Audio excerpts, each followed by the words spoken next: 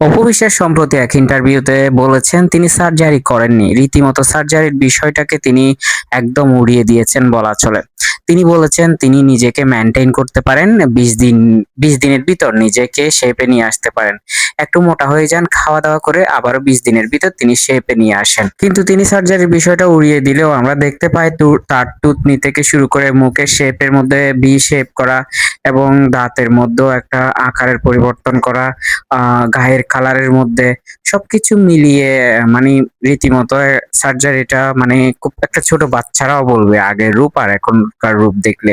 যাই হোক, তাছাড়া তিনি নিজের ভেরিফাইড ফেসবুকে একটা বিজ্ঞাপনের ইয়াতে নিজে স্বীকার করেছেন কিভাবে তিনি পরিবর্তন করেছেন, কিভাবে সবকিছু শেপে এনেছেন বিষয়টা। এর আগেও বেশ কয়েকবার সার্জারি নিয়ে কথা হলে তিনি কখনো হ্যাঁ বলেন, কখনো না বলেন, কখনো উড়িয়ে দেন। মানে তার কথার মধ্যে একটা কি ব্যালেন্স নাই। দেখেন সার্জারি করাটা দোষের না। কিন্তু সেটা অস্বীকার করার কি আছে? বাংলাদেশ সহ বিশ্বের বিভিন্ন দেশে নায়ক-নায়িকারা সার্জারি করে নিজেদের মধ্যে পরিবর্তন আনে। এটা তো দোষের না নিজেকে সুন্দর করা। তাহলে তিনি এটা অপরাধ কেন ভাবছেন? হ্যাঁটা হ্যাঁ, নাটা না বললেই তো হয়।